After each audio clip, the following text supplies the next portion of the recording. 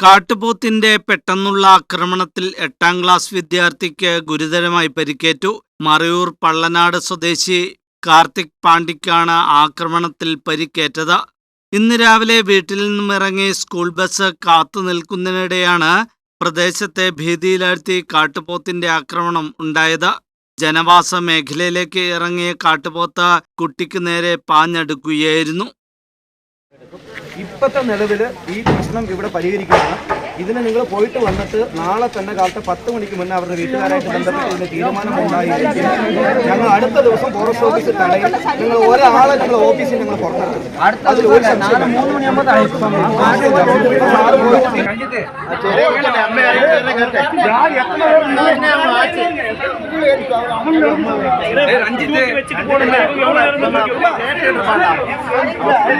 അമ്മച്ചി അമ്മച്ചി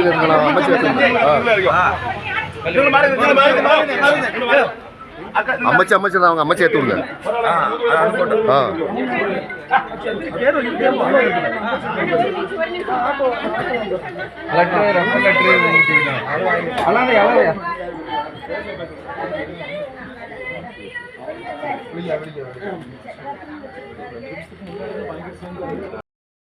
ഗുരുതരമായി പരിക്കേറ്റ കാർത്തിക്കിനെ ഉടൻ തന്നെ മറയൂരിലെ സ്വകാര്യ ആശുപത്രിയിൽ പ്രവേശിപ്പിച്ചു.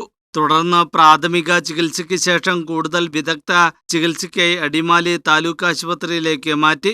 ജനവാസ മേഖലകളിൽ കാട്ടുപോത്ത് ഉൾപ്പെടെയുള്ള വന്യമൃഗശല്യം രൂക്ഷമാവുകയാണെന്നും കുട്ടികൾക്ക് പോലും റോഡിൽ ഇറങ്ങി നടക്കാൻ കഴിയാത്ത സാഹചര്യമാണെന്നും നാട്ടുകാർ ആരോപിക്കുന്നു. പ്രദേശത്ത് വന്യമൃഗശല്യത്തിന് ശാശ്വത പരിഹാരം കാണണമെന്നും സുരക്ഷ ഉറപ്പാക്കണമെന്നും ആവശ്യപ്പെട്ട് നാട്ടുകാർ പ്രതിഷേധം ശക്തമാക്കി. News bureau, Marayur.